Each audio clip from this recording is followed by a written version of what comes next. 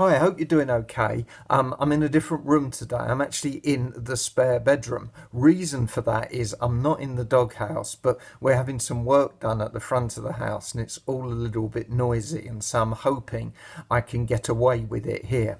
The other strange thing that's happened this week is that our internet has been down. And I don't know about you, but it's the small things that get me more frustrated and more annoyed and more down sometimes than the big things that are going on.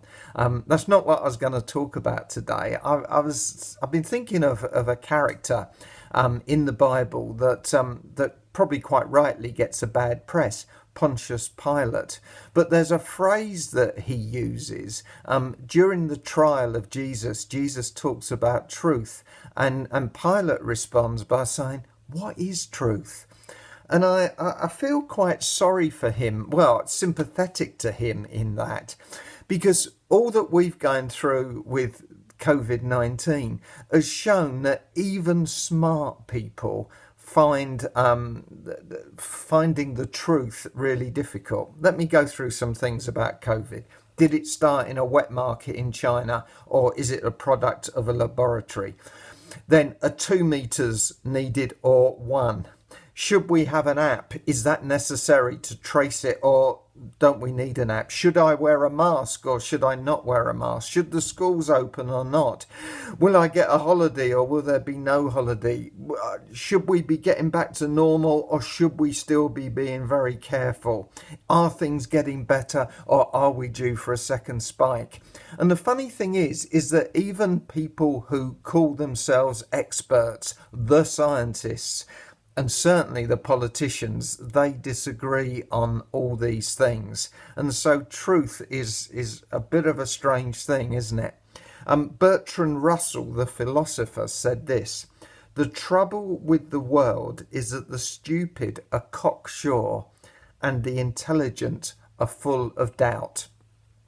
I've been thinking about that. The stupid think they know everything. We see that on the internet, don't we? That those of us that use the internet, people come out with outlandish statements that they're convinced are true. On social media the other day, I actually I had a go at a friend who'd reposted something, and this thing said, "Don't you think it's terrible that people are taking down the Union Jack because it upsets Muslims and other foreigners?" Well, Muslims and foreigners are not upset by the Union Jack. And I was thinking now, is that just a genuine misunderstanding, or is that someone trying to stir up trouble? And this person that I know had reposted that, and I and some other people said, "Actually, this is a load of rubbish. It's just not true." And so the whole thing of finding truth is very difficult.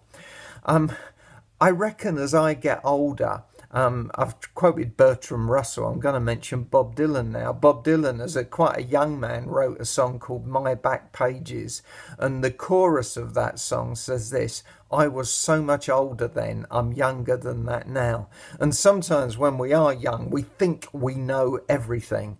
And then as life goes on, we realise that there's lots of things we don't know.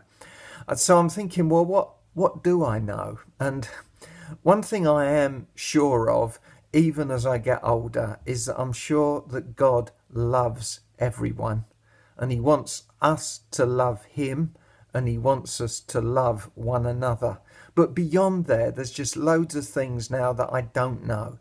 Do I understand why people suffer? No, I don't. Do I understand what heaven is going to be like? No, I don't. Do I understand how churches should be and how they can best reflect God's love? Not really anymore. I thought I did at one time, but I'm not so sure now.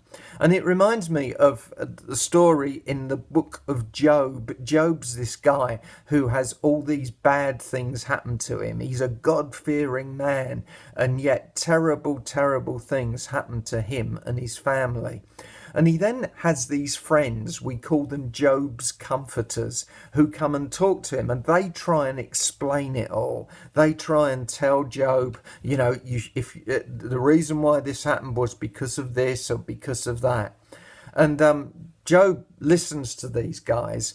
But then finally, in the book of Job, it's a very long book. I'm not sure whether many of you will have read it all. But finally, at the end of the book of Job, God speaks and he says this: "Who is this that darkens my counsel with words without knowledge?" And again, I'm back to the internet there. Words without knowledge. Who is it that darkens my counsel with these? And God says, "Where were you when I laid the earth's foundations? Tell me if you understand. Who marked off its dimensions? Surely you know. Who stretched a measuring line across it? Or on what were its footings set? Or who laid its cornerstone? While the morning stars sang together and all the angels shouted for joy." And it's like, whether you see this as poetic language or something more literal, I think that's just wonderful to realise that there is so much that we don't know.